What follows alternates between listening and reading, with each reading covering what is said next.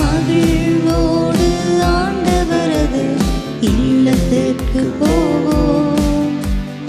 மகிழ்வோடு ஆண்டவரது இல்லத்திற்கு போவோம்.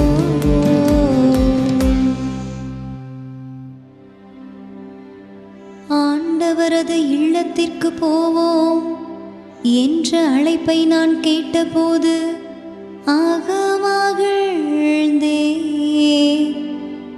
எருசலேமே, இதோ நாங்கள் அடியெடுத்து வைத்து உன் வாயில்களில் நிற்கின்றோம்.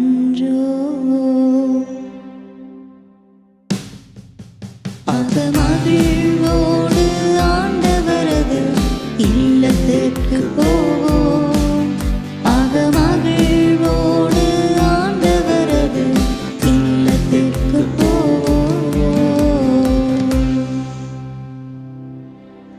ஆண்டவரின் திருக்குலத்தார் அங்கே செல்கின்றனர்.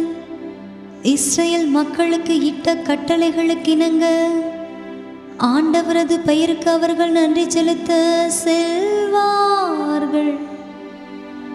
அங்கே நீதி வழங்க அரியணைகள் இருக்கின்றன. அவை தாவீது வீட்டாரின் அரியணைகள்.